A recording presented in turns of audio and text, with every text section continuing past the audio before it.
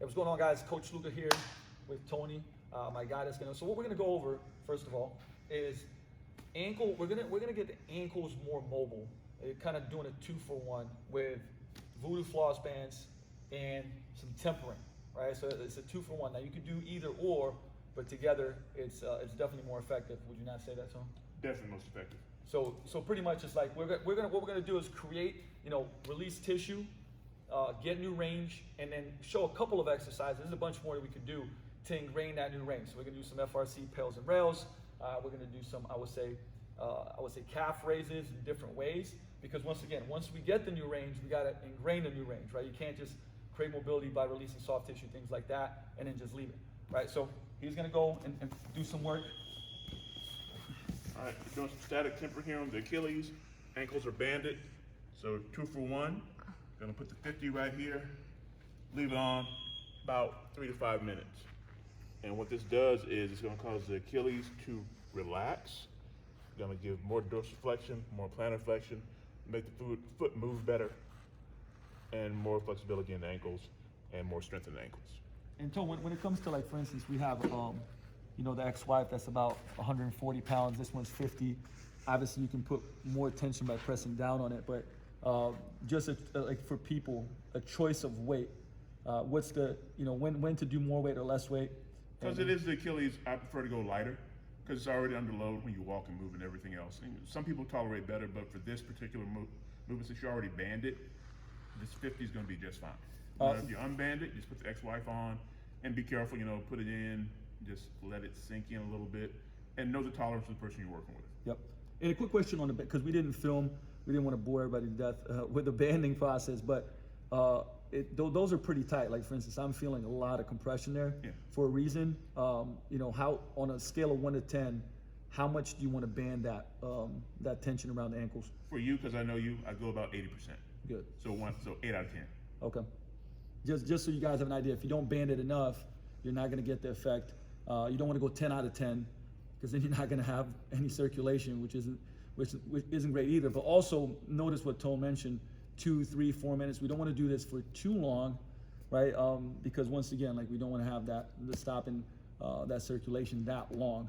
Not that it's dangerous, but we want to keep it, like I said, a certain amount of time on this. All right. So now that we've took the Vodoo Floss Bands off, we took the body tempering off. I mean, just off of that, like, this feels so much better. All the blood rush is back in. My mobility is already better, should I say. My ranges of motion are better. But now we want to ingrain that. So a couple of drills here that I love from FRC. We could work on a big toe here too. But coming up against the wall, and just a little slight knee bend as I'm pushing in here, getting as much range as I can. So what I'm going to do, I'd actually hold this for about a minute. I'm not going to hold it for a full minute right now, but I'd hold this a minute, and then I would start pushing into the wall, like ramp up 20%, 40%, 60%, 100%. I go for about 10 seconds, like push into the wall as much as I possibly can. Then I'd relax. You can actually see it get a little more range. And then I'm going to try to pull from the middle of my foot and try to close this gap and get it to my shin. So obviously I'm not going to be able to do that, but the attempt, so I'm trying to pull off. 10, 9, 8, 7, 6, right? So I'm going down to 1, and then I'm going to try to go deeper in the stretch. And you can see about a ½ an inch further that I'm able to go down to this stretch, and I do it again. So I do about 2 to 3 sets of that push and that pull, okay? So that's one of the drills, because now what are we doing? We're getting into that end range and then creating that, I would say, neural tension, so we're building the tissues up. The second one that I really like is kind of like the old school calf stretch. I'm going to do it on my other foot, my other leg now.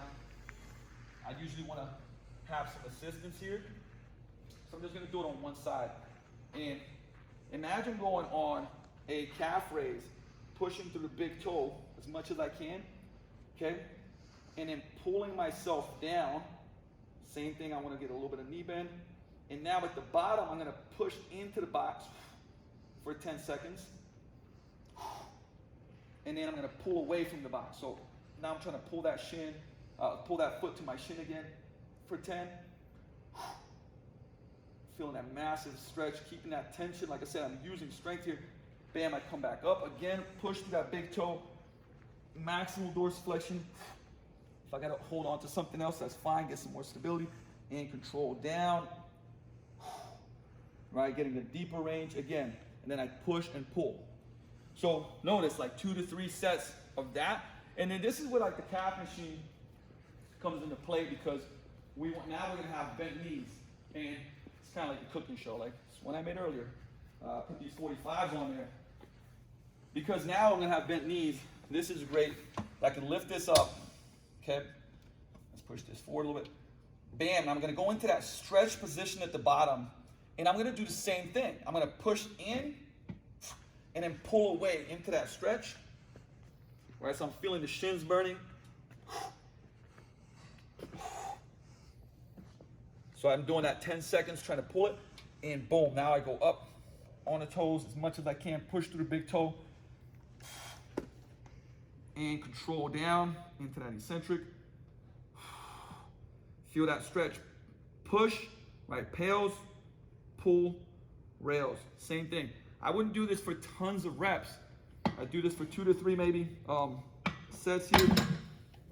But now I'm ingraining this new range of motion that we got from, I say, compression and I would say the Vodoo floss bands and the body tempering, right? So for instance, and there's a bunch of other drills that we can do that I love that are for pails and rails, also for big toes, for ankles, but those are just some. Like I said, whenever we do anything, any type of drills, soft tissue work, neurological work, to get more range of motion in our joints, we then got to make sure that we now strengthen that new range of motion. That's why I would say doing strength training lifts, like if we think about, hamstring length, right, per se, RDLs are great, right? Once we get new range, get core engaged, yet like using strength training to obviously engage, to strengthen those new ranges of motion is important. But these are some drills that will be great. Honestly, love doing this if you're doing squats and you want to have, obviously the knees fall, squatty squat, have the knees go as far forward as possible. That means you need ankle dorsiflexion. I would do this as a primer, right? I would do this as a primer before a squat workout, right? Release the right things, activate the right things, get new ranges of motion. So test those out, get your Vodoo floss bands, get some body tempering tools. I'll post some links and test it out, improve your ankle mobility.